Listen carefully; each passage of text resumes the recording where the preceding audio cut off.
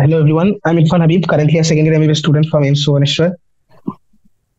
I have cleared my NEET 2022 with All India rank 594 underscore 685.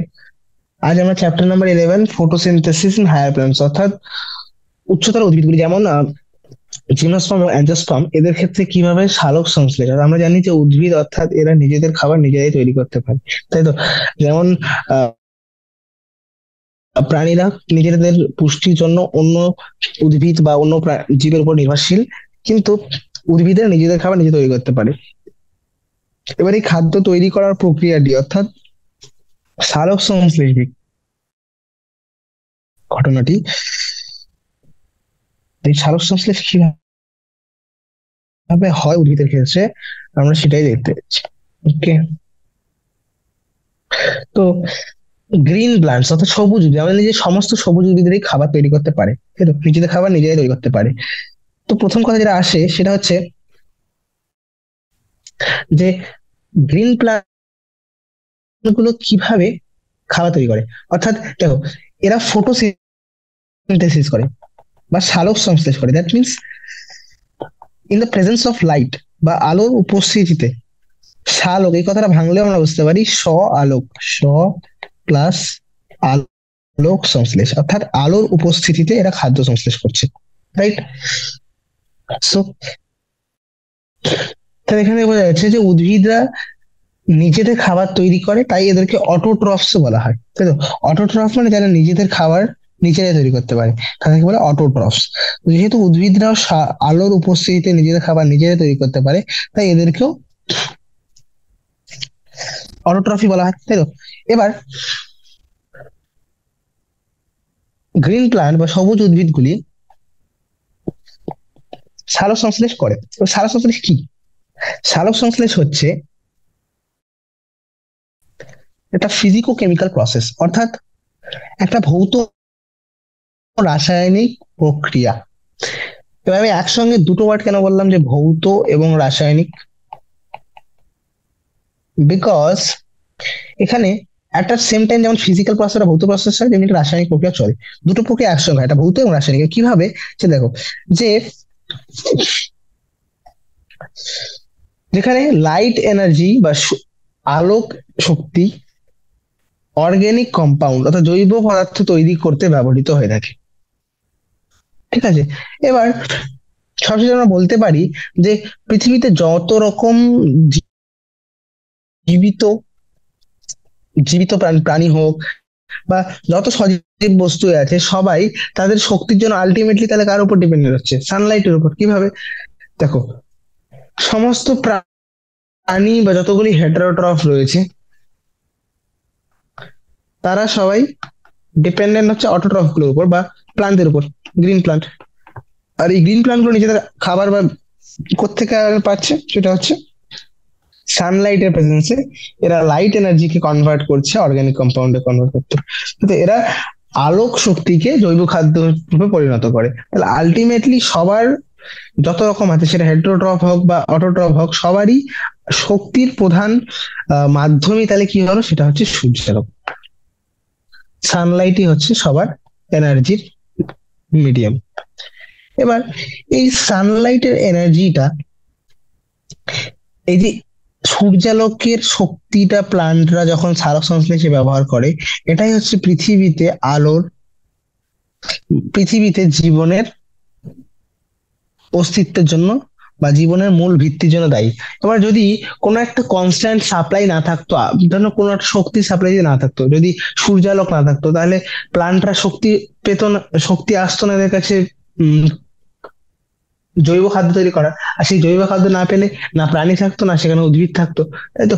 তাহলে ultimately সবকিছু যদি দেখতে যাই, এই পৃথিবীতে যে জীবিত বস্তু রয়েছে, সজীব বস্তু রয়েছে, তার একমাত্র মূল ভিত্তি, পৃথিবীতে যে জীবন রয়েছে তার মূল ভিত্তি হচ্ছে এই সূর্যালোক। ওকে, সূর্যালোক প্রেজেন্ট আছে বলেই আর জীবন আছে পৃথিবীতে। যদি সূর্যালোক না থাকতো বা বন্ধ হয়ে যায়, তাহলে সবকিছুই শেষ হয়ে যাবে, তাই তো? তাহলে ফটোসিনথেসিস এবার এখানে দুটো জিনিসের জন্য দায়ী। এক, যেমন ফটোসিনথেসিসের মাধ্যমে আমরা জানি যে ফটোসিনথেসিস কি করে, প্রাইমারি সোর্স অফ ফুড, খাদ্যের যেমন প্রধান উৎস, তেমনি অক্সিজেন রিলিজের জন্য দায়ী হচ্ছে।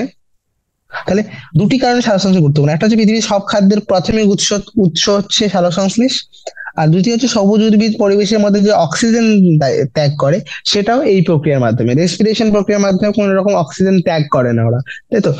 তো এরা হচ্ছে সালোকসংশ্লেষ প্রক্রিয়ার মাধ্যমে অক্সিজেন রিলিজ করে। এবার তোমরা কি ভেবেছো যে আহ, তাহলে এটা ভেবে দেখো, যদি শ্বাসকার্যের জন্য পৃথিবীতে কোন রকম অক্সিজেনই না থাকতো, তাই তো, তাহলে এই অক্সিজেনের একটা মিডিয়াম যেটা হচ্ছে লাইফ অন আর্থের জন্য দায়ী। কারণ আমরা জানি আগে যখন প্রথমে আর্লি যখন পৃথিবীতে জীবিত বস্তু চাষ আবির্ভাব হচ্ছিল, তখন ওয়ার্ল্ডটা কিরকম ছিল, রিডিউসিং টাইপের, তাই তো, কোন রকম অক্সিজেন ছিল না সেই পরিবেশে। তারপর ধীরে ধীরে যখন গ্রিন প্ল্যান্টস এলো, তারা অক্সিজেন রিলিজ করতে শুরু করলো, তখন লাইফ ফর্ম গুলি বিভিন্ন রকম লাইফ ফর্মের আবির্ভাব হলো, তাই তো। এবার এই চ্যাপ্টারে আমরা মেনলি এই সালোক সংশ্লেষ প্রক্রিয়াটি দেখবো, সালোক সংশ্লেষ প্রক্রিয়া মেশিনারি, অর্থাৎ কিভাবে সালোক সংশ্লেষ প্রক্রিয়া বিভিন্ন ঘটনাগুলি ঘটে থাকে, এবং তার সঙ্গে আমরা দেখবো ভেরিয়াস বিভিন্ন রকম বিক্রিয়াগুলি যেগুলি আলোক শক্তিকে কনভার্ট করে রাসায়নিক শক্তিতে, তাই তো, রাসায়নিক শক্তি যেটা হচ্ছে বিভিন্ন রকম জৈব খাদ্য রূপে। Let's go. What do we know, আবার আমরা কি জানি, এখন অব্দি আমরা কি জানি।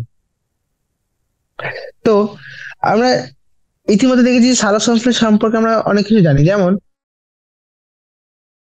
আমরা কি জানি যে সালোক সংশ্লেষ কোথায় হয়ে থাকে, সালোক সংশ্লেষ হয় হচ্ছে ক্লোরোফিল না পাতার মধ্যে একটা সবুজ রঞ্জক থাকে, সবুজ রঞ্জক পদার্থ রয়েছে, এটার নাম হচ্ছে ক্লোরোফিল।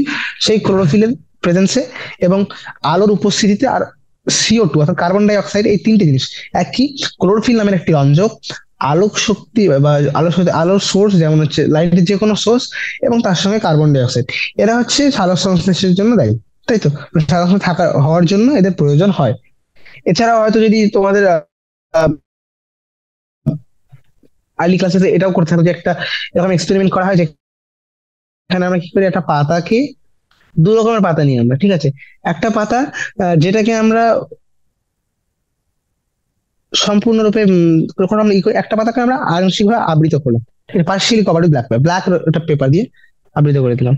এবার আমি যদি এর উপর আলো ফেলি, তাহলে দেখা যায় যে যে অংশটা ঢাকা ছিল সেই অংশটা কোনো রকম স্টার্চ প্রডিউস হয়নি লাইটের প্রেজেন্সেও, কিন্তু যে অংশটা আলোক বা লাইটের প্রেজেন্সে আবৃত ছিল না, অনাবৃত অংশটা, সেখানে স্টার্চের উপস্থিতি পাওয়া যায়, তাই তো। তাহলে শেষার সংশ্লেষের জন্য এটা দেখা যায় যে সে শুধু কেবলমাত্র সূর্যালোকের উপস্থিতিতে কোথায় হচ্ছে, পাতার সবুজ অংশটা, পাতার সবুজ অংশ, যেটি যেটি সূর্যালোকের জন্য, সূর্যালোকে আহ এক্সপোজড, তাই তো।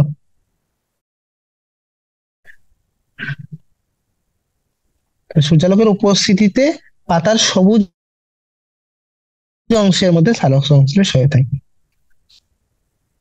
এইটুকু প্রুফ অলরেডি আমরা এইটুকু তো আমরা জানি, ঠিক আছে, আগে থেকেই। এবার আরো একটা এক্সপেরিমেন্ট তোমরা দেখে থাকতে পারো, যে হয়তো অনেকে করেছে, যে কি করা হয়, একটা পাতার একটা পাতাকে কি করেছে, আমরা পার্ট অফ লিফ, ঠিক আছে, পাতার একটা অংশকে একটা টেস্ট টিউব, যার মধ্যে রয়েছে কিছু পটাশিয়াম হাইড্রোক্সাইড, পটাশিয়াম হাইড্রোক্সাইড দিয়ে ভেজা একটা তুলো।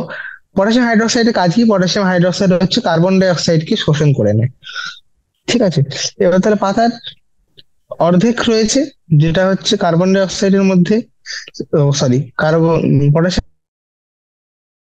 হাইড্রোক্সাইডের মধ্যে রাখা, আর কিছু পার্টটা হচ্ছে এরকম বাতাসের মধ্যে উন্মুক্ত। তাহলে এবার দেখা যাবে যখন দুটোর উপরে লাইট অ্যাপ্লাই করা হলো, লাইট অ্যাপ্লাই যখন দুটোর উপর করা হলো, তখন দেখা যায় যে স্টার্চ বা শ্বেতসারের উপস্থিতি পাওয়া যায় সেই অংশটা, যে অংশটা টেস্ট টিউবের মধ্যে ছিল না, যেটা বাতাসের মধ্যে উন্মুক্ত ছিল, এবং যে অংশটা টেস্ট টিউবের মধ্যে রাখা ছিল সেখানে স্টার্চ বা শ্বেতসার অনুপস্থিত। অর্থাৎ এখান থেকে এটাও বোঝা যায় যে কার্বন ডাই অক্সাইডও ফটোসিনথেসিসের জন্য বা সালোকসংশ্লেষের জন্য জরুরি। তাহলে এখান থেকে তিনটে রিকোয়ারমেন্ট পেয়ে গেলাম, একটা হচ্ছে সানলাইট, CO2 এবং সবুজ অংশ, green part of the leaf, তাই তো? গ্রিন পার্ট, এবং তাহলে গ্রিন পার্ট হচ্ছে সেই গ্রিন পিগমেন্ট, আবার অঞ্জকটি সেটি হচ্ছে ক্লোরোফিল। ওকে। তো আসলে এই যে আমরা এত কিছু এখনকার দিনে যেগুলো জানি, এগুলো এত সহজ ছিল না আগেকার যুগে, তাই তো? যখন একদম সালোক সংশ্লেষ সম্পর্কে কারো কোনো আইডিয়াই ছিল না, একদম প্রাথমিক কিছু গোড়ার দিকে কিছু পরীক্ষা নিরীক্ষা হয়েছিল, যেগুলো আলটিমেটলি এই সমস্ত জিনিসগুলো প্রুফ করে যে হ্যাঁ, সানলাইট, কার্বন ডাই অক্সাইড এরা জরুরি সবুজ অংশ থেকে সালোক সংশ্লেষ করার জন্য। তো কিছু এরকম পরীক্ষা নিরীক্ষা সম্পর্কে আমরা জানবো, এবং এই পার্টটা প্লিজ একটু মনোযোগ দিয়ে শুনবে, বিকজ এই পার্টটা থেকে কোয়েশ্চেন আসার চান্স অনেক হাই। ঠিক আছে?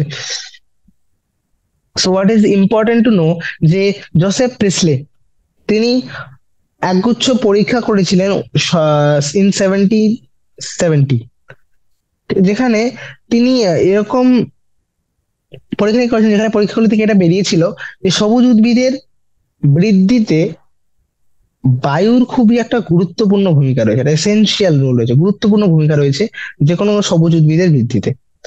এবং প্রিসলে, তোমার যদি মনে পড়ে যে 1774-এ তিনি অক্সিজেন আবিষ্কার করেছিলেন। এবার প্রিসলে দেখলেন যে, প্রিসলে এই অবজার্ভ, এটা দেখো, যখন একটি মোমবাতি, ঠিক আছে, তিনি দেখলেন যে একটা বেলজারের মধ্যে যখন জ্বলন্ত মোমবাতি রাখলে, তুমি যারা বন্ধ বেলজারের মধ্যে জ্বলন্ত মোমবাতি রেখে দাও, কিছুক্ষণ পরে সেটা নিভে যাবে। ঠিক আছে? এবার একই সময় তুমি যদি ওখানে একটা ইঁদুরকে রেখে দাও, তাহলে ইঁদুরটা ওখানে মারা যাবে, কারণ ওটা বদ্ধ স্থান, তাই তো? তা তিনি সেখান থেকে দেখলেন যে হ্যাঁ, এই জ্বলন্ত মোমবাতি বা এই প্রাণীটা, যেমন এখানে এই কেসে একটা ইঁদুর, এরা কি করছে, এরা বাতাসের মধ্যে শ্বাস নেয়, এবং কোনো না কোনো ভাবে, মানে যে প্রাণীটা যে বাতাসের মধ্যে শ্বাস নিচ্ছে, এ কোনো না কোনো ভাবে এরা কি করছে, বায়ুকে দূষিত করছে, তাই তো? দম বন্ধ হয়ে মারা যাচ্ছে, দ্যাট মিনস এরা বায়ুকে দূষিত করছে, দ্যাটস ওয়াই সাফোকেট হয়ে মরে গেছে, বা ক্যান্ডেলটা নিভে গেছে, তাই তো?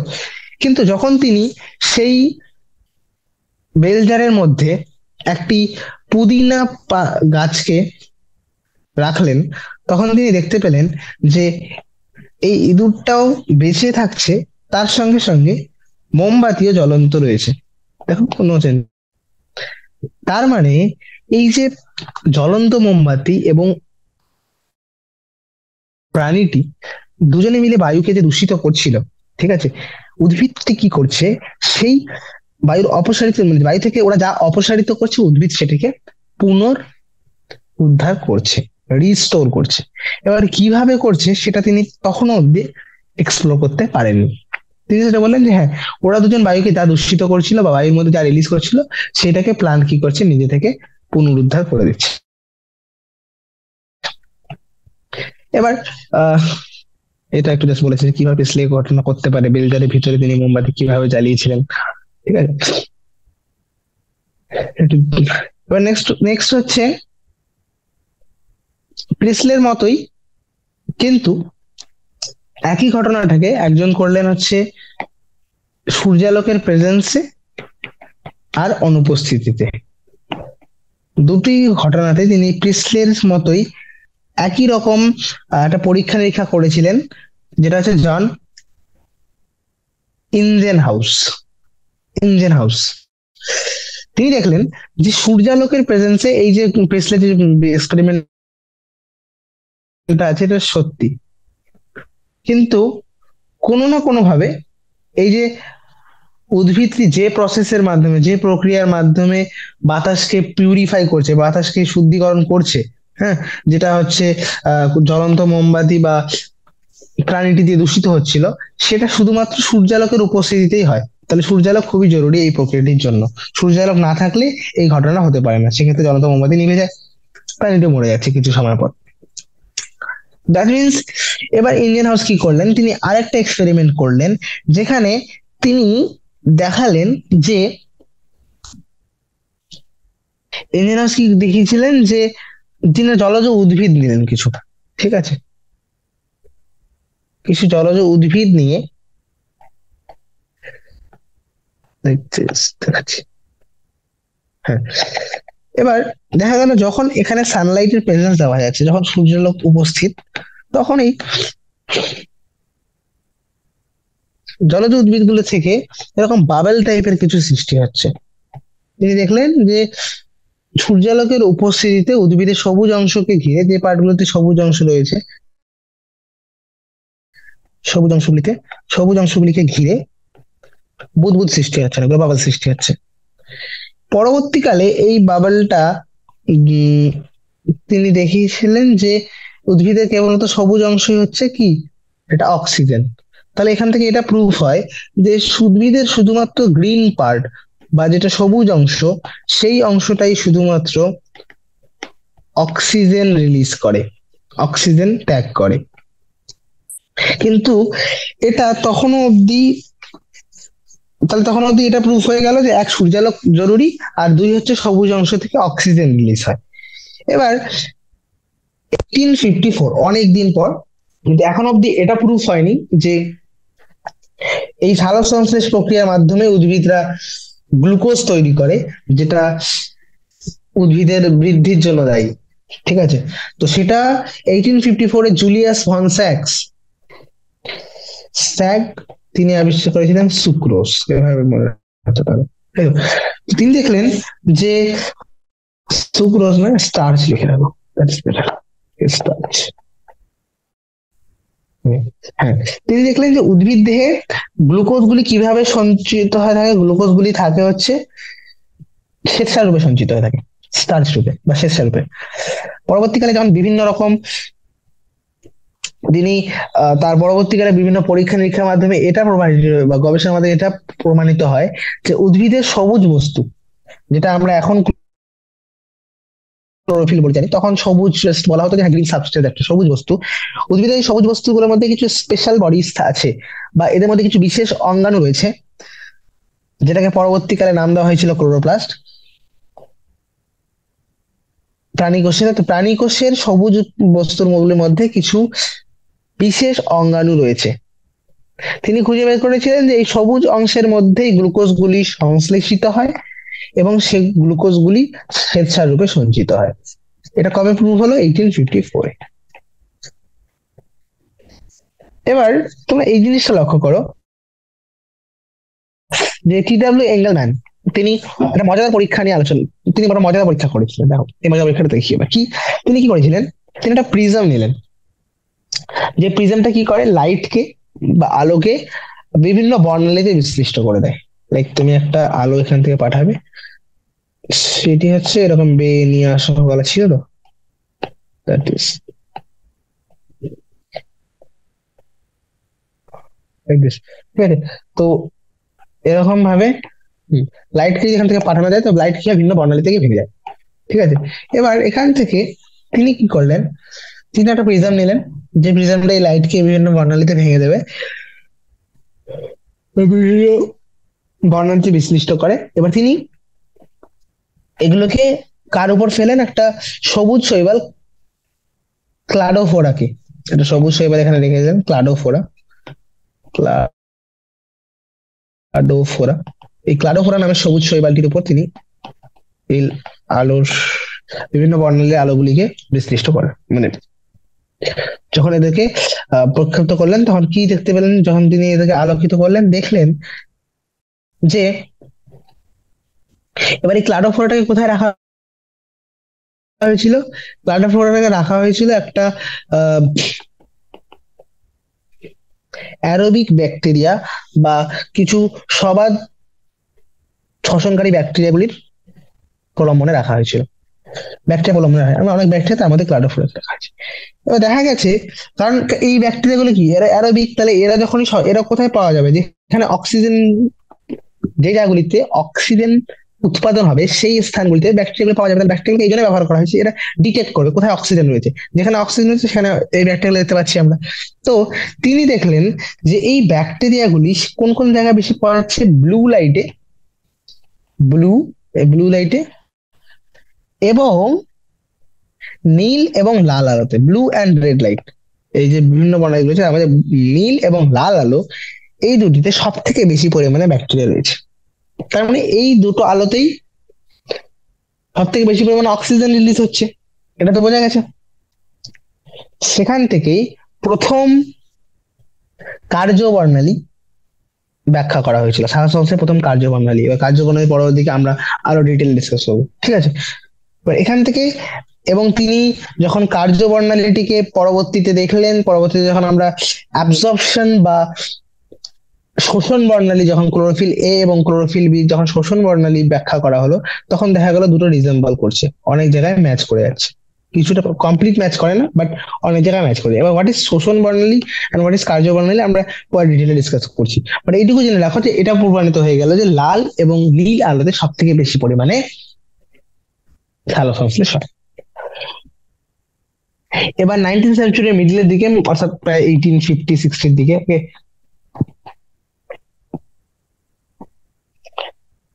এইটুকু জানা গেছিল যে প্লান্ট বা উদ্ভিদ আলোক শক্তি ব্যবহার করে থাকে কার্বোহাইড্রেট বা খাদ্য তৈরির জন্য, এবং তিনি কি ব্যবহার করে থাকে? CO2, কার্বন ডাই অক্সাইড এবং জল। তাহলে কার্বন ডাই অক্সাইড এবং জল ব্যবহার করে খাদ্য তৈরি করে থাকে উদ্ভিদ আলোর উপস্থিতিতে। কিন্তু তখন ঠিকঠাক একটা এক সূত্রটা ঠিকভাবে ব্যাখ্যা করা যায়নি। এবার একটা আইডিয়াল, একটা এম্পিরিক্যাল ফর্মুলা এরকম দেওয়া হয়েছিল যে হ্যাঁ, কার্বন ডাই অক্সাইড, জল ব্যবহার হচ্ছে আলোর উপস্থিতিতে, এবং কার্বোহাইড্রেটের সংকেত হলে লেখা হলো কার্বোহাইড্রেট আর অক্সিজেন রিলিজ হচ্ছে, এটা, যেখানে CH2টা কার্বোহাইড্রেট বা শর্করাকে রিপ্রেজেন্ট করছে, ঠিক আছে, গ্লুকোজ। এক্ষেত্রে সাধারণত এটা 6 হয়, তো গ্লুকোজই সাধারণত হয়ে থাকে, ঠিক আছে। ওকে, এবার সঠিক সূত্রটা এখনো অব্দি ঠিকঠাক ব্যাখ্যা করা যায়নি। এবার একজন মাইক্রোবায়োলজিস্ট 1897 থেকে 1897, কর্নেলিয়াস ভন নীল, তিনি একজন মাইক্রোবায়োলজিস্ট, অণুজীববিদ ছিলেন।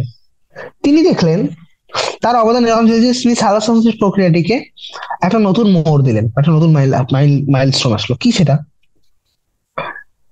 যেহেতু তিনি একজন অণুজীববিদ ছিলেন বা মাইক্রোবায়োলজিস্ট, স্টাডিং অ্যাবাউট ব্যাকটেরিয়া, তিনি বিভিন্ন রকম ব্যাকটেরিয়া গুলি, যেমন পার্পেল এবং গ্রিন ব্যাকটেরিয়া, ওকে, যেটা হচ্ছে লালচে, বেগুনি এবং সবুজ ব্যাকটেরিয়া, রাইট। তিনি সেই ব্যাকটেরিয়া গুলোকে নিয়ে যখন অধ্যয়ন করছিলেন, তখন তিনি এটা প্রদর্শন করেছিলেন যে সালোক সংশ্লেষ একটি, তিনি এখান থেকে এটা প্রমাণ করলেন যে সালোক সংশ্লেষ হচ্ছে একটা আবশ্যক নির্ভর আলোক নির্ভর বিক্রিয়া, যেখানে হাইড্রোজেন একটি উপযুক্ত জারক, অক্সিডাইজেবল কম্পাউন্ড, অর্থাৎ একটি উপযুক্ত জারক বস্তু থেকে মুক্ত হয় এবং কার্বন ডাই অক্সাইডকে বিজারিত করে কনভার্ট করে শর্করাতে বা কার্বোহাইড্রেটে। তাহলে এখানে একটা জারক বস্তু, একটা সুইটেবল, একটা উপযুক্ত জারক বস্তু রয়েছে, যেখান থেকে হাইড্রোজেন রিলিজ হয়, এবং সেই হাইড্রোজেন দিয়ে এই কার্বন ডাই অক্সাইডকে বিজারিত করে কনভার্ট করে শর্করাতে বা কার্বোহাইড্রেটে। এবার সবুজ উদ্ভিদদের ক্ষেত্রে এই হাইড্রোজেন দাতাটাকে, হাইড্রোজেন ডোনার বা এই জারক বস্তুটাকে, সেটা হচ্ছে H2O বা জল। আর কিছু কিছু অর্গানিজম রয়েছে যারা অক্সিজেন ত্যাগ করে না সালোক সংশ্লেষ প্রক্রিয়া, যেমন তুমি লালচে, বেগুনি বা সবুজ সালফার ব্যাকটেরিয়া যদি দেখো, তাহলে তাদের ক্ষেত্রে সালোক সংশ্লেষে হাইড্রোজেন দাতা হচ্ছে হাইড্রোজেন সালফেট। কিন্তু হাইড্রোজেন কি? Hydrogen sulphate, H2S। তাহলে তাদের ক্ষেত্রে যখন হাইড্রোজেন বেরিয়ে যাবে, তখন কি রিলিজ হবে? সালফার বা সালফেট, ডিপেন্ডিং, কিন্তু ডিপেন্ড করে কি H2SO4 ব্যবহার করছেন, H2S। তো সালফার বা সালফেট দুটোই রিলিজ হতে পারে, কিন্তু অক্সিজেন নয়, ঠিক আছে। তাহলে এখান থেকে এইটুকু তো প্রুফ হয়ে গেল যে হ্যাঁ, H2O এখানে কি হিসেবে কাজ করছে? একটা জারক বস্তু হিসেবে কাজ করছে, যে হাইড্রোজেনের দাতা হিসেবে কাজ করছে, হাইড্রোজেন ডোনার, যে কার্বন ডাই অক্সাইডটাকে বিজারিত করে শর্করায় পরিণত করবে। তাহলে এখান থেকে এটা প্রুফ হয়ে গেল যে অক্সিজেন যেটা রিলিজ হচ্ছিল, সেটা আমরা এতদিন ভাবছিলাম যে কি এখান থেকে ডিরেক্টলি CO2 থেকে হয়তো অক্সিজেনটা বেরিয়ে যাচ্ছে আর কার্বন গিয়ে H2 এর সঙ্গে বাইন্ড করে CH2 হচ্ছে। কিন্তু এটা আসলে নয়। আসলে এই অক্সিজেনটা কোত্থেকে রিলিজ হচ্ছে? অক্সিজেন রিলিজ হচ্ছে H2O থেকে বা জল থেকে, এবং হাইড্রোজেনটা গিয়ে বাইন্ড করছে CO2 এর সঙ্গে এবং কনভার্ট করছে শর্করাকে। তখন কারেক্ট ইকুয়েশনটা আলটিমেটলি, এবং আলটিমেটলি এই জিনিসটাকে আরো প্রুফ করা হয়ে থাকে রেডিও আইসোটোপিক, বিভিন্ন রকম রেডিও আইসোটোপ ব্যবহার করে আলটিমেটলি এই সিদ্ধান্তটা একদম ফুল ফ্লেশ প্রুফ হয়ে যায়, তেজস্ক্রিয় আইসোটোপের ব্যবহারটা প্রুফ করা যায়। এবং আলটিমেটলি আমরা সামগ্রিক সালোক সংশ্লেষের বর্তমানে ইকুয়েশনটা যেভাবে দেখি সেটা হচ্ছে 6 অণু কার্বন ডাই অক্সাইড এবং 12 অণু H2O থেকে টোটাল একটি গ্লুকোজ মলিকিউল, 6 অণু জল, আর 6 অণু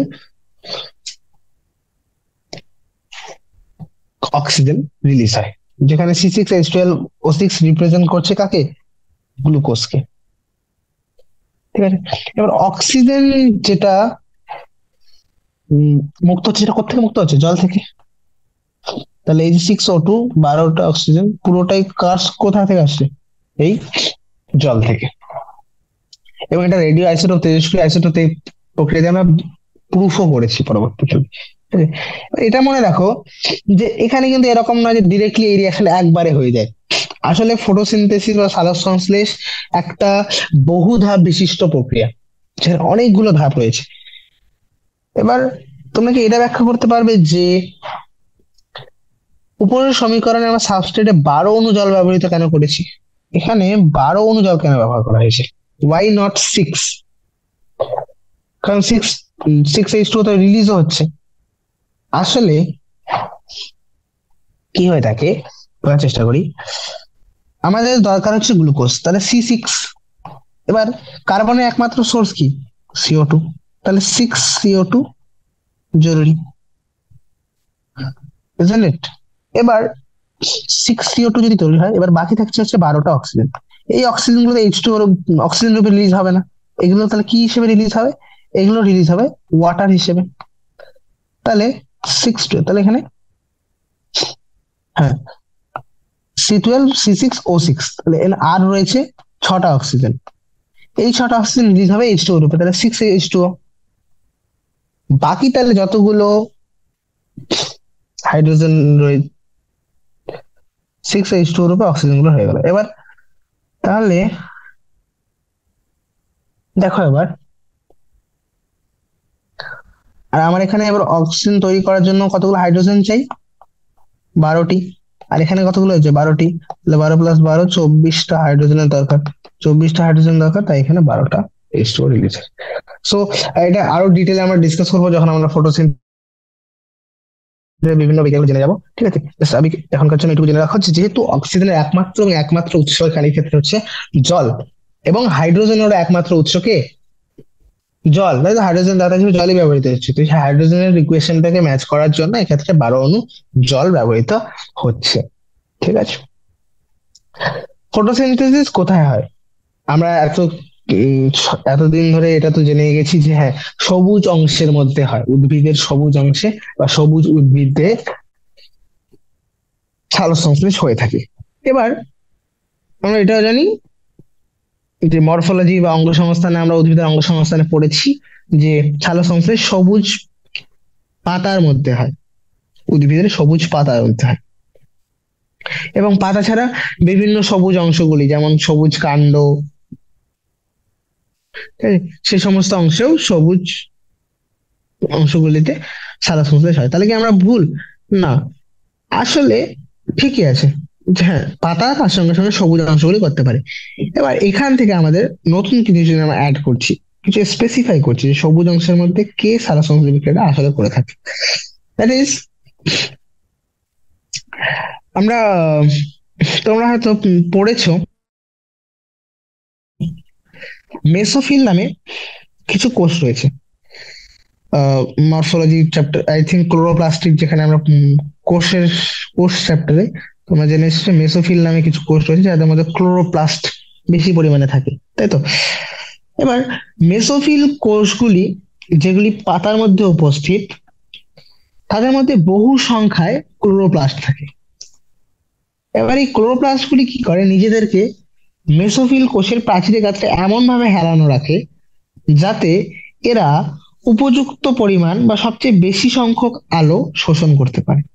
তাহলে তুমি দেখবে এটা যদি কোষটা হয়, সাপোজ দিস ইজ দ্য কোষ, তো এই সবুজ ক্লোরোপ্লাস্ট গুলো নিজেদেরকে এমন ভাবে সজ্জিত করে যাতে এরা আলোর ম্যাক্সিমাম অংশটা অ্যাবসর্ব করতে পারে।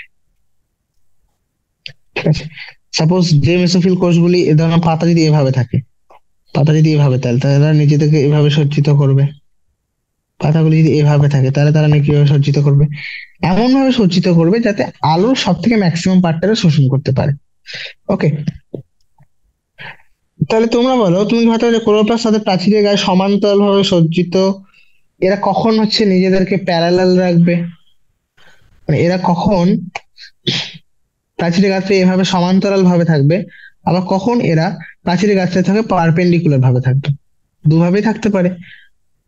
এবার যখন মনে করো আলো ডিরেক্টলি এভাবে পড়ছে, তাহলে সেক্ষেত্রে এরা কি করবে? নিজেকে পারপেন্ডিকুলার রাখার চেষ্টা করবে। যখন আলো উপর থেকে আসছে, তাই তো, এবার আলো যদি সাইড থেকে আসে, তাহলে সেক্ষেত্রে তারা কি করবে? নিজেদেরকে প্যারালালি ওয়ালের সাথে সমান্তরাল ভাবে সজ্জিত করবে। ঠিক আছে, যেভাবেই সজ্জিত করবে, বাট এদের আলটিমেট গোল হচ্ছে সব থেকে বেশি আলো, সব থেকে বেশিরভাগ অংশটা শোষণ করা। এবার ক্লোরোপ্লাস্ট সম্বন্ধে আমরা অলরেডি জেনেছি। ক্লোরোপ্লাস্টের কিছু পার্ট, যেমন ক্লোরোপ্লাস্টের মেমব্রেনাস সিস্টেম, যেটা, তাই তো, ক্লোরোপ্লাস্টের মধ্যে আমরা দেখেছি একটা আবরণী তন্ত্র থাকে, যেটি গ্রানা দিয়ে গঠিত, এবং তার সঙ্গে সঙ্গেই স্ট্রোমা ল্যামেলি, তাই তো। গ্রানা সম্বন্ধে একটা আবরণতন্ত্র, স্ট্রোমা ল্যামেলি, আর তরল একটা ধাত্র থাকে যেটাকে আমরা বলি স্ট্রোমা। এই পার্টটা হচ্ছে স্ট্রোমা। এইগুলি হচ্ছে থাইলাকয়েড দিয়ে সজ্জিত গ্রানা, আর গ্রানা গুলিকে কানেক্ট করছে এই স্ট্রোমা ল্যামেলি গুলো। স্ট্রোমা ল্যামেলি গুলো ক্লিয়ার? এখান থেকে এইটুকু বোঝা যায় যে ক্লোরোপ্লাস্টের মধ্যে বিভিন্ন কাজের স্ট্রোমার একটা বিভাজন রয়েছে। স্ট্রোমার মধ্যে কিছু কাজ হবে, কিছু বিক্রিয়া হবে, এবং গ্রানার মধ্যেও কিছু কাজ হবে। ওকে, মেমব্রেন সিস্টেম বা এই আবরণী তন্ত্রটা কিসের জন্য দায়ী? লাইট এনার্জিকে, আলোক শক্তিকে আবদ্ধীকরণের জন্য। এবং সেই আলোক শক্তিকে ব্যবহৃত করে এটিপি রূপে এবং এনএডিপিএইচ রূপে সেই শক্তিটাকে, এটিপি এবং এনএডিপি এর সংশ্লেষ করা শক্তিটাকে ট্র্যাপ করার জন্য। আর এই তরল ধাত্র যে অংশটা রয়েছে, তরল ধাত্রের মধ্যে কি থাকে? বেশিরভাগ উৎসেচক সমন্বিত অংশ। তাহলে সেখানে কি হয়? উৎসেচক নির্ভর বিভিন্ন বিক্রিয়া, যার মাধ্যমে এরা শর্করাগুলিকে সংশ্লেষ করে, যেগুলি যেগুলি কি, এই শর্করাটি পরে কিসে পরিণত হয়? গ্লুকোজগুলি সাধারণত সবকিছু পরিণত হয়ে যায় শ্বেতসারে, স্টার্চে। এবার প্রথম যে রিয়াকশনটার কথা বললাম আমি, যেটা আবরণী তন্ত্রে হয়, সেটা হচ্ছে ট্র্যাপিং অফ লাইট এনার্জি। প্রথমে আমি বললাম লাইট এনার্জিকে ট্র্যাপ করা বা আলোর আবদ্ধীকরণ। এই রিয়াকশনটা যেহেতু ডিরেক্টলি আলোর উপস্থিতিতে হয়, তাই একে বলে লাইট রিয়াকশন বা আলোক বিক্রিয়া। ওকে, কারণ এটা সরাসরি আলোর উপস্থিত হয়। পরের যে বিক্রিয়াটা বললাম, যেটা উৎসেচক নির্ভর প্রক্রিয়া, যার মাধ্যমে উৎসেচক নির্ভর যে প্রক্রিয়াটা, যার মাধ্যমে বিভিন্ন শর্করাগুলি উৎপন্ন হচ্ছে, সেই বিক্রিয়াটি হচ্ছে একটা, যেহেতু ডিরেক্টলি এখানে আলোর কোনো সরাসরি আলোর ব্যবহার হচ্ছে না, সরাসরি আলোর উপর নির্ভর করে না, তাই এই বিক্রিয়াগুলোকে আমরা বলে থাকি অন্ধকার বিক্রিয়া। এবার এর মানে এটা নয় যে এরা অন্ধকারের মধ্যেই হবে। এর মানে এটা যে এদের এই বিক্রিয়াগুলি ঘটার জন্য আলোর ডিরেক্টলি প্রেজেন্ট দরকার নেই, আলো সরাসরি ব্যবহৃত হচ্ছে না, ইনডাইরেক্টলি ব্যবহৃত হচ্ছে। ঠিক আছে, তখন সেটা কেন, সেই সমস্ত বিক্রিয়াগুলিকে আমরা বলি অন্ধকার বিক্রিয়া। ঠিক আছে, তো এখানে তোমরা ক্লোরোপ্লাস্টের গঠন দেখতে পারো। এটা আমরা জানি ক্লোরোপ্লাস্ট ডাবল মেমব্রেন একটা স্ট্রাকচার। এটা বহির্পর্দা, অন্তঃপর্দা, এগুলি হচ্ছে গ্রানাগুলি, এবং গ্রানার মাঝে রয়েছে এই ল্যামেলাগুলি, যেগুলোকে স্ট্রোমা ল্যামেলি বলি। স্ট্রোমা তরল ধাত্র, যার মধ্যে তার নিজের রাইবোজোম রয়েছে, বিভিন্ন রকম উৎপাদিত স্টার্চ, শ্বেত শ্বাসগুলো সজ্জিত হয়ে রয়েছে, এবং লিপিড ড্রপলেটও দেখতে পাচ্ছি। ঠিক আছে, এবার কোথায় হয় সালোকসংশ্লেষ? মেসোফিল কোষের ক্লোরোপ্লাস্টের মধ্যে। তো সালোকসংশ্লেষ প্রক্রিয়ায় আমরা জানি যে কিছু সবুজ রঞ্জক রয়েছে, যাদের উপস্থিতিতে ফটোসিনথেসিস ও সালোকসংশ্লেষ হয়। তো সেই সবুজ রঞ্জকগুলি কিভাবে সালোকসংশ্লেষ প্রক্রিয়ায় সাহায্য করে? তোমরা যদি দেখো, বিভিন্ন উদ্ভিদের বিভিন্ন পাতার মধ্যে যদি দেখি, তো পাতার মধ্যে সমস্ত সবাই একই রকম সবুজ নয়। ঠিক আছে। দেখা যায় বিভিন্ন পাতায় বহু সংখ্যক সবুজ ছোপ রয়েছে, যারা শেড চেনে, তাই তো, যারা অনেক রকম, তাহলে তারা সবুজের অনেক রকম শেড দিতে হবে, হ্যাঁ, ডিপ গ্রিন, অলিভ গ্রিন, তাই তো, লাইট গ্রিন, আরো বিভিন্ন রকম হয়। সো এখান থেকে আমরা এটি জানতে পেরেছি যে যখন পেপার ক্রোমাটোগ্রাফি একটা টেকনিক রয়েছে, যার মাধ্যমে কি করা হয়, বিভিন্ন পাতার মধ্যে উপস্থিত বিভিন্ন রঞ্জকগুলিকে আলাদা করার চেষ্টা যদি করি আমরা, তখন এই অ্যান্সারটা পাওয়া যায় যে কেন এত রকম সবুজের ছোপ দেখা যায়। সবাই ইউনিফর্ম সবুজ নয়, একই রকম সবুজ নয়। তো দেখা যায় যে পাতার মধ্যে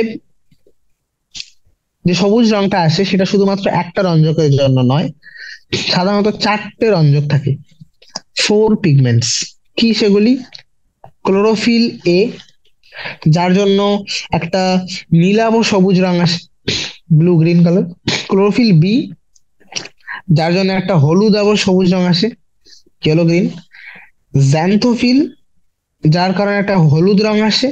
এবং ক্যারোটিনয়েড, যার জন্য একটা হলুদ বা হলুদ কমলা, হলুদ আবর কমলা রঙের একটা রং আসে। তো এই চারটে মেইন রঞ্জক রয়েছে, যার কারণে বিভিন্ন রকম সবুজ রংগুলি আসে। এবার কিভাবে তারা সালোক সংশ্লেষে ব্যবহৃত হয় সেটা আমরা জানতে চাইছি। দেখো, সাধারণত এই পিগমেন্ট গুলো বা রঞ্জকগুলির কাজ কি? এই পিগমেন্ট বা রঞ্জকগুলি হচ্ছে সেই সমস্ত বস্তু যারা নির্দিষ্ট কিছু তরঙ্গ দৈর্ঘ্যের, স্পেসিফিক, এটা মনে রাখবো, যে কোনো ওয়েভলেন্থের আলো সঞ্চয় এরা শোষণ করবে না, এরা কিছু একটা নির্দিষ্ট তরঙ্গ দৈর্ঘ্যের আলোক শক্তিকে শোষণ সক্ষম। ক্লোরোফিল এর নিজের একটা রেঞ্জ রয়েছে, ক্লোরোফিল বির আলাদা রয়েছে, ক্লোরোফিল ক্যারোটিনয়েডের আলাদা রয়েছে, জ্যান্থোফিলের আলাদা রয়েছে। এই জন্য এদের আমরা দেখছি কালারটাও অনেক চেঞ্জ, মানে কালারের মধ্যে ভেরিয়েশন আছে না। কালার গুলো যদি দেখো এইভাবে মনে রাখতে পারো। গিয়ে ওকে, প্রথমটা হচ্ছে ব্লু গ্রিন, ভেব কিওর, ভালো করে দেখো, ভেব কিওর এটা ছিল তো, রামধনু কালার এটা। এই দেখো, blue green chlorophyll A, yellow green chlorophyll B, xanthophyll শুধুমাত্র এটা জ্যান্থোফিল। আর সরি, দেখো, blue green chlorophyll A, yellow green chlorophyll B, carotene only and only yellow, আর ইয়েলো গ্রিন ক্যারোটিনয়েডস। ঠিক আছে, এভাবে মনে রাখতে পারি, মনে রাখার জন্য। তো আমরা চলো একটা গ্রাফ দেখি, যেখানে chlorophyll A pigment, chlorophyll A রঞ্জক বিভিন্ন তরঙ্গ দৈর্ঘ্যে আলোক শোষণের ক্ষমতাটা দেখানো হয়েছে। তো এটা 11.13 দেখো, যেখানে তোমরা দেখতে পাচ্ছ যে বিভিন্ন আলোতে এরা কিভাবে নিজেদের, এখানে দেখো 400 থেকে 700, অর্থাৎ ব্লু থেকে শুরু করে রেড অব্দি। ফেব কিওর, পুরো কালার গুলি এখানে দেখি, ফেব কিওর। ওকে, সো দেখা যায় যে ক্লোরোফিল এ, দেখো ক্লোরোফিল এ এইটা, এই যে এইটা ক্লোরোফিল এর বিভিন্ন আলোক দৈর্ঘ্যে কোন আলো তারা বেশি শোষণ করেছে। তো এখান থেকে এটা কমপ্লিটলি ক্লিয়ার হয়ে যায় যে ক্লোরোফিল এ কোন কোন দৈর্ঘ্যের আলোক তরঙ্গ দৈর্ঘ্য সবথেকে বেশি করেছে, সেটা হচ্ছে এই 400 থেকে 450 মধ্যে, তাই তো। 400 থেকে 450 মধ্যে মোটামুটি ব্লু কালারের মধ্যে আসছে, ব্লু কালার, ব্লু কালারটা সব থেকে বেশি পরিমাণে অ্যাবজর্ব করেছে। এবং ব্লুর সঙ্গে আরেকটা জায়গায় পিক দেখা গেছে প্রায় 700 সাড়ে 600 ন্যানোমিটারের কাছাকাছি। তাহলে 450 ন্যানোমিটার একটা পিক দেখা গেছে, আর 450 ন্যানোমিটার পিক, 450টা মনে করো এটা হচ্ছে ব্লু কালার, আর 650টা হচ্ছে রেড কালার। তো সাধারণত ব্লু আর রেড এই দুটি কালারই নীল এবং আলো থেকে দেখা যায়, শোষণের মধ্যে একটা চূড়া দেখা যাচ্ছে, তার পিক দেখা যায়। এবার 11.13 বি, এই গ্রাফটা ভালো করে দেখো, এই গ্রাফটা আমাদেরকে বোঝায়, এবং এছাড়াও ক্লোরোফিল এর সঙ্গে সঙ্গে ক্লোরোফিল বি এখানে একটা শোষণ, বিভিন্ন আলোক দৈর্ঘ্যে কি তরঙ্গ দৈর্ঘ্যে কিভাবে শোষণ করছে আলো শক্তি। তো এও দেখা যায় মোটামুটি প্রায় ওই রেঞ্জের মধ্যে সব থেকে বেশি পরিমাণ ক্লোরোফিল এর মধ্যে সিমিলারিটি রয়েছে। ক্যারোটিন একটু একবারই পিক আছে, মানে শুধুমাত্র ওই নীলের ওই জায়গাটাতেই, তাই তো, গ্রিন, ব্লু গ্রিন, ওই জায়গাটাতেই পিক দেখা যায় ক্যারোটিনের। তো মোটামুটি একটা আইডিয়া চলে আসছে যে হ্যাঁ, এই রেঞ্জটা সব থেকে বেশি আর এই রেঞ্জটা সব থেকে বেশি, এই দুটো রেঞ্জের মধ্যেই আলোক সব থেকে বেশি পরিমাণে শোষিত হচ্ছে এই রঞ্জকগুলি দিয়ে। এবার এটা হচ্ছে যেখানে আমরা রেট অফ ফটোসিনথেসিস অর্থাৎ অক্সিজেনের ফটোসিনথেসিস বা সালোকসংশ্লেষের হার দেখছি বিভিন্ন আলোক দৈর্ঘ্যে, 400 থেকে শুরু করে 700 অব্দি, 400, 500, 600, ঠিক আছে। এবার কিভাবে আমরা সালোকসংশ্লেষের হার নির্ণয় করি, সেটা আমরা নির্ণয় করি অক্সিজেনের কি হারে অক্সিজেন ত্যাগ হচ্ছে, তাই তো। আমরা দেখেছিলাম অক্সিজেন ত্যাগের জন্য আমরা বিভিন্ন ব্যাকটেরিয়া দিয়ে সেটাকে ডিটেক্ট করি যে কোন সাইডে কত পরিমাণ অক্সিজেন রিলিজ হচ্ছে, তাই তো। তো তার বেসিসে একটা এরকম গ্রাফ পাওয়া যায়, যে গ্রাফটা, এই গ্রাফটাকে আমরা বলি কার্য বর্ণালী, সালোক সংশ্লেষের কার্য বর্ণালী, অর্থাৎ কোন বর্ণালীর দৈর্ঘ্যে সব থেকে বেশি পরিমাণ কাজ হচ্ছে। তো দেখা যায় এর পিকটাও এই ব্লু রেঞ্জে, আর রেড রেঞ্জ, রেড, নীল এবং লাল বর্ণালীর আলোক দৈর্ঘ্যেই, সরি তরঙ্গ দৈর্ঘ্যে সব থেকে বেশি। এখানে এদেরও পিক এই দুটোই আসে। তো দেখতে পাচ্ছি যদি আমি দুটোকে একসঙ্গে করি, একটা হচ্ছে লাইট অ্যাবসর্ব মানে কার্য বর্ণালী, আর শোষণ বর্ণালী ক্লোরোফিল এর, তো দুটোই প্রায় সিমিলার। দেখো দুজনেরই পিক একসঙ্গেই আসে লগভগ। এখানে একটা আরেকটা রয়েছে, কারণ এখানে অন্য অন্য রঞ্জকগুলি যেমন ক্যারোটিনয়েড, ক্লোরোফিল বি, এদের কারণেও এখানেও পুরোপুরি ম্যাচ করছে না, বিকজ অন্যান্য রঞ্জকগুলিরও কিছু না কিছু গুরুত্বপূর্ণ ভূমিকা রয়েছে, বাট আলটিমেটলি দেখো দুটো পিক কিন্তু ম্যাচ করেছে। এখান থেকে এটা দেখা যায় যে ক্লোরোফিল এর সব থেকে বেশি পরিমাণ শোষণ কোন আলোক দৈর্ঘ্যে কোন তরঙ্গ দৈর্ঘ্যে করেছিল, সেগুলো হচ্ছে নীল এবং লাল, এই দুটি অঞ্চলে। তো এখান থেকে আমরা এটা বলতে পারি, যেহেতু ক্লোরোফিল এর যেরকম শোষণ বর্ণালী, সালোক সংশ্লেষের কার্য বর্ণালীটাও সেম, তাহলে ক্লোরোফিল এ হচ্ছে সালোক সংশ্লেষের জন্য সালোক সংশ্লেষ সম্পর্কিত প্রধান রঞ্জক, চিফ পিগমেন্ট। কিন্তু পুরোপুরি ওভারল্যাপ করছে না, দ্যাট মিনস গৌণ রঞ্জক হিসেবে ক্লোরোফিল বি এবং ক্যারোটিনয়েড এদেরও গুরুত্বপূর্ণ ভূমিকা রয়েছে, দ্যাট মিনস কমপ্লিটলি ওভারল্যাপ করছে না, একটু না একটু। কারণ এই জায়গাগুলো অন্য অন্য এদের পিক দেখা যায়, ক্যারোটিনয়েড, ক্লোরোফিল বি পিগমেন্ট দেখো এদের পিক গুলো এই জায়গাতে রয়েছে। তাই ওভারঅল কার্যবর্ণালীটা ঠিক এরকম হয়ে এসছে। ক্লিয়ার? চলো এই সমস্ত যতগুলি আমরা এখন অব্দি লেখচিত্র দেখলাম, গ্রাফগুলো দেখলাম, সেগুলো থেকে এটা ক্লিয়ার হয়ে গেছে যে সালোক সংশ্লেষ নীল এবং লাল আর অঞ্চলে সব থেকে বেশি পরিমাণে হয়, নীল এবং লাল অংশে, তাই তো। তবে আহ দৃশ্যমান বর্ণালী অন্যান্য তরঙ্গ দৈর্ঘ্যে সালোক সংশ্লেষ হয়, এরকম না যে অন্য তরঙ্গ দৈর্ঘ্যে হয় না, অন্য তরঙ্গ দৈর্ঘ্যে হয়। এবার চলো দেখি যে কিভাবে হয়। যদিও ক্লোরোফিল প্রধান, আমি এখনো বললাম হ্যাঁ ক্লোরোফিল হচ্ছে সালোক সংশ্লেষে সম্পর্কিত প্রধান রঞ্জক, তবে অন্যান্য থাইলাকয়েড পিগমেন্ট গুলি যেমন ক্লোরোফিল বি, জ্যান্থোফিল এবং ক্যারোটিনয়েড, এরাও হচ্ছে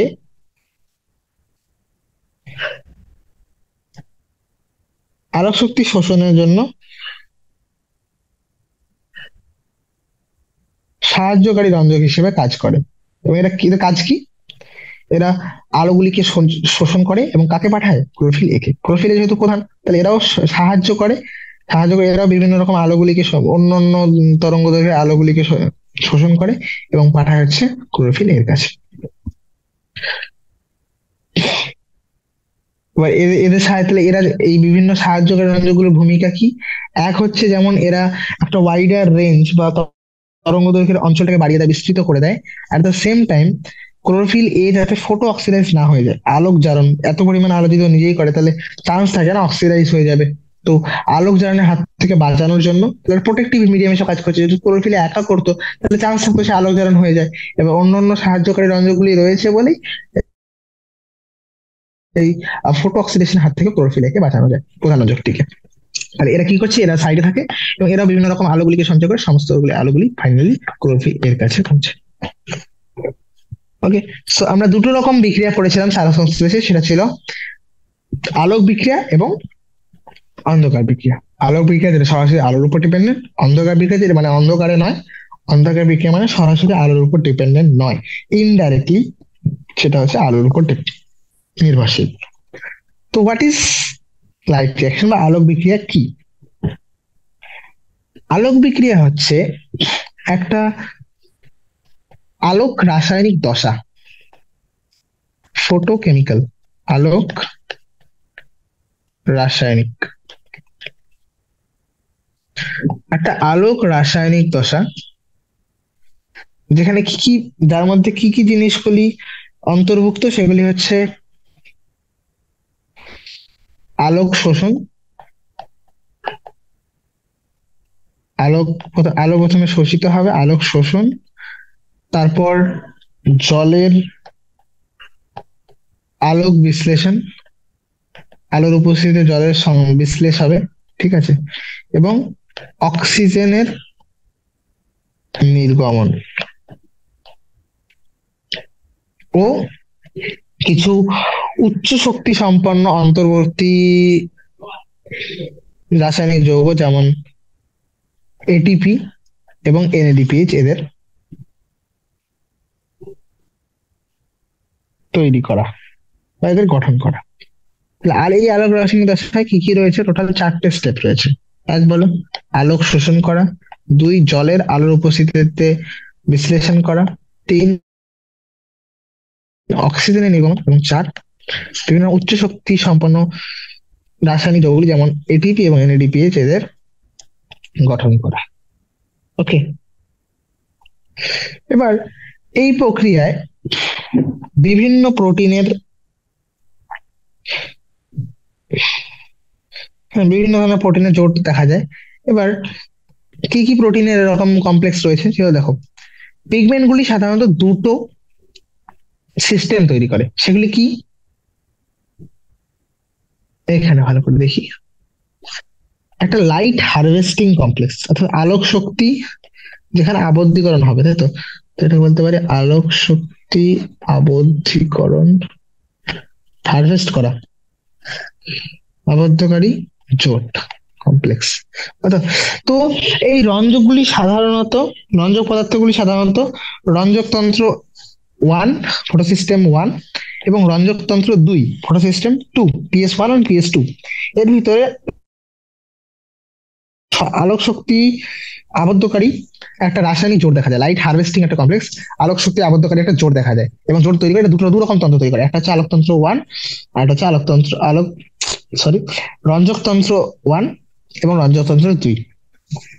অর্গ্যান গুলো মিলে যেরকম অর্গ্যান সিস্টেম তৈরি করছিল, সেরকম মনে করো এরকম পিগমেন্ট গুলো মিলে সিস্টেম তৈরি করছে, পিগমেন্ট সিস্টেম, সেরকম ফটো সিস্টেম বলে এগুলোকে, রঞ্জক তন্ত্র বলছি এগুলো, ঠিক আছে। এবার এদের এই নাম 1 and 2 কি হয়েছে না, প্রথমে PS1 আবিষ্কার হয়েছিল, দেন PS2। তো এদের আহ আবিষ্কারের ক্রম অনুযায়ী এদের নামগুলি দেওয়া হয়েছে, ঠিক আছে। নাকি এই সিকোয়েন্সে যে কে আগে লাইট রিঅ্যাকশন করছে, এরকম নয় যে PS1 আগে লাইট রিঅ্যাকশন করে বা PS2 আগে লাইট রিঅ্যাকশন করে। আগে PS1 আবিষ্কার হয়েছে তাই ওর নাম PS1, পরে PS2 আবিষ্কার হয়েছিল তাই ওর নাম PS2। ওকে, নেক্সট ইজ, তো এরকম সময় জিজ্ঞেস করা হয় PS1 PS2 এর নামকরণের বেসিসটা কি, কোন ভিত্তিতে এদের নামকরণ করা হয়েছে।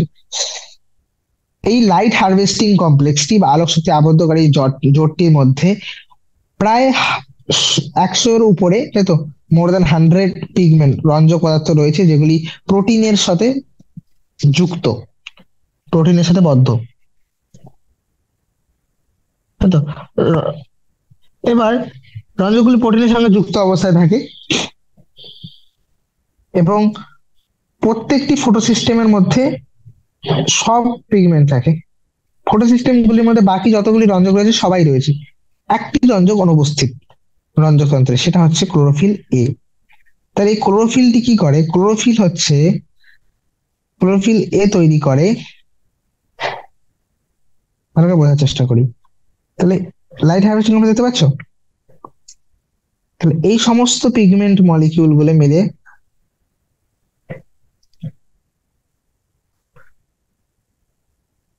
ক্লোরোফিল এ বাদে বাকি যতগুলি রঞ্জক রয়েছে সবগুলি রঞ্জক একসঙ্গে মিলে তৈরি করে অ্যান্টেনা। তো যে লাইট হারভেস্টিং কমপ্লেক্সটা তৈরি করলো, যেটাকে আমরা অ্যান্টেনা বলছি। এবার এই পিগমেন্ট গুলি বা এই রঞ্জকগুলির কাজ কি? এই রঞ্জকগুলির কাজ হচ্ছে বিভিন্ন আলোক দৈর্ঘ্য, তরঙ্গ দৈর্ঘ্যের আলোকে শোষণ করে ফটোসিনথেসিস কে বা সালোক সংশ্লেষকে আরো বেশি কার্যকরী ভাবে সম্পন্ন করা, তাই তো। এবার সিঙ্গেল এই একমাত্র ক্লোরোফিল এ, যা প্রধান রঞ্জকটি, এ কি তৈরি করে? এ তৈরি করে রিয়াকশন সেন্টার। তাহলে এই সমস্ত পিগমেন্ট গুলি মিলে তৈরি করলো অ্যান্টেনা। আর এই অ্যান্টেনা গুলি, তো ক্লোরোফিল এ বাদে বাকি যতগুলি রঞ্জক ছিল সবগুলি রঞ্জক মিলে কি তৈরি করেছিল? অ্যান্টেনা।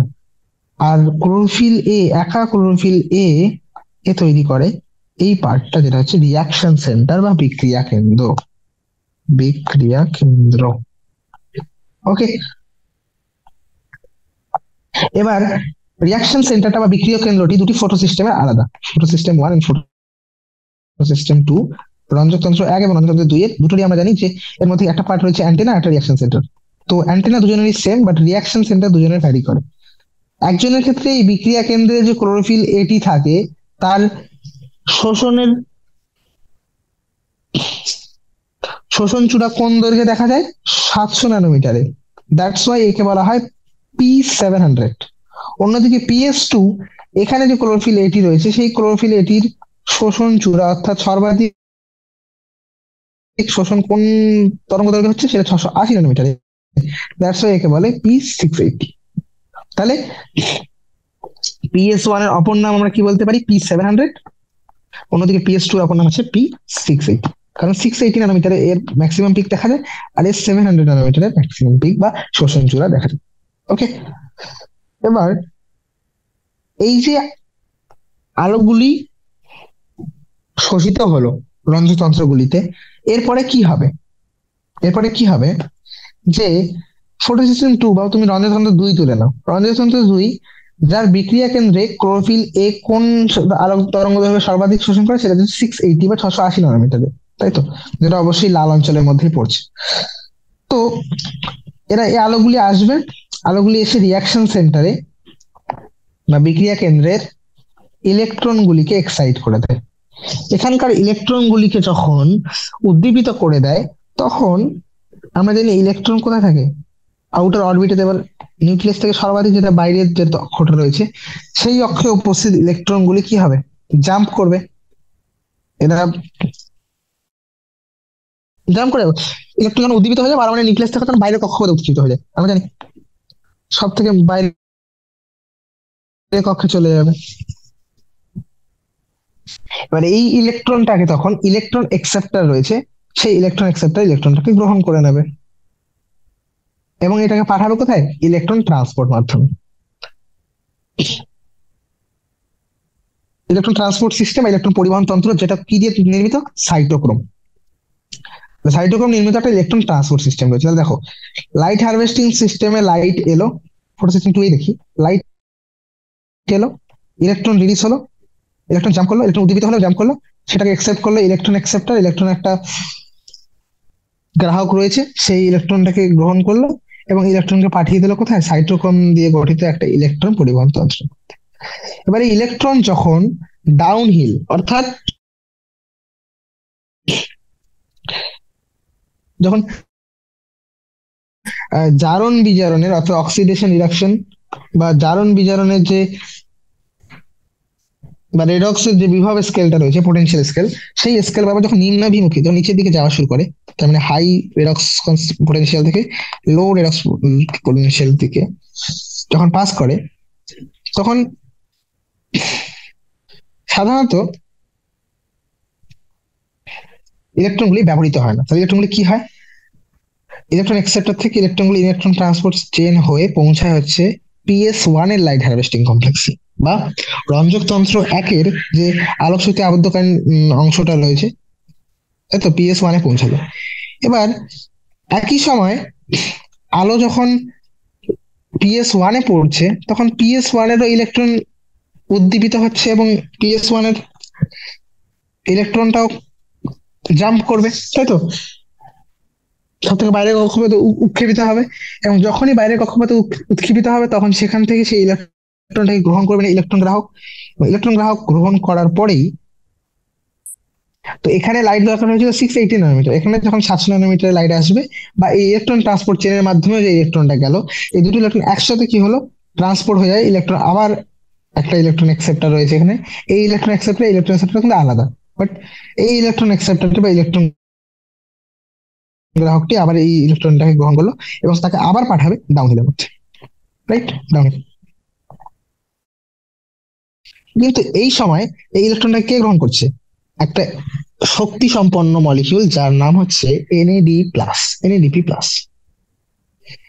এবং এই ইলেকট্রনগুলি এনএডিপি প্লাস কে জারিত করে কনভার্ট করে দেয় এনএডিপিএইচ প্লাস এইচ প্লাস, বিজারিত করে কনভার্ট করে দেয় এনএডিপি।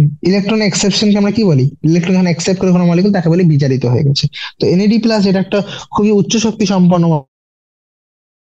মলিকিউল, সেটা ইলেকট্রন গুলিকে সংযুক্তি হয়ে বিজারণ ঘটে এবং কনভার্ট হয়ে যায় এনএডিপিএইচ প্লাস এইচ প্লাস। এবার এই পুরো ঘটনাটায় তোমরা যদি দেখো, পিএস টু থেকে ইলেকট্রন জাম্প করলো একটা অ্যাকসেপ্টরের কাছে আপ হিলে, তারপর সেখান থেকে ডাউন হিল হয়ে পৌঁছালো পিএস ওয়ান এর কাছে, সেখান থেকে আবার ইলেকট্রন জাম্প করলো এবং আলটিমেটলি ইলেকট্রন গিয়ে পৌঁছালো এনএডিপিএইচ এর কাছে, তাই তো? তো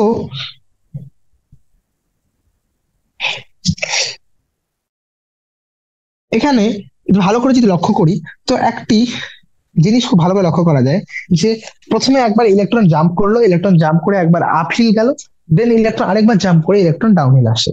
তো এই যে একবার আপ এই একবার ডাউন, পুরো ঘটনাটা যদি এখানে লক্ষ্য করে দেখি, তো একটা জেড টাইপের ফরমেশন হয়েছে এখানে। ক্লিয়ার করে দেখো, first up, then down, then again up. So এই যে একটা পুরো স্কিম, এই যে পুরো ঘটনাটা যেখানে একবার আপ হিল একবার ডাউন হিল ইলেকট্রনের জাম্প হয়, তাই এই ঘটনাটিকে বলা হয় জেড স্কিম বা জেড নকশা। এবার ইলেকট্রন বাহকগুলি কেন, এবার এরকম জেড স্কিমটা কেন তৈরি হয়েছে? বিকজ আমাদের যে ইলেকট্রন বাহকগুলি রয়েছে বা ইলেকট্রন পরিবহন তন্ত্রের যে বাহকগুলি রয়েছে তারা কিভাবে সজ্জিত রয়েছে, তারা বিভিন্ন রকম রেডক্সের বিভব স্কেলের একটা ক্রম অনুযায়ী সজ্জিত হয়। এবার যেহেতু ক্রম অনুযায়ী এরা প্রথমে উপরের দিকে যাচ্ছে, then again downhill, then again uphill, again downhill, that's why এই স্ট্রাকচারটা দেখতে জেটের মতো হয়েছে বলে কি জেট নকশা বলা হয়ে থাকে। ওকে, এবার আমরা আলোক বিক্রিয়ার চারটে স্টেপ ছিল, দ্যাট ইজ আলোক শক্তি শোষণ করা, দেন জলের বিয়োজন ঘটানো, এবং জলের বিয়োজনের পরে অক্সিজেন নির্গমন এবং এটিপি এবং এনএডিপি করা। তো প্রথম পার্টটা হয়ে গেছে, সেটা হচ্ছে জলের আলোক শক্তি শোষণ করা। দ্বিতীয় পার্ট যেটা হচ্ছে জলের বিয়োজন করা, সেটা আমরা এবার দেখবো।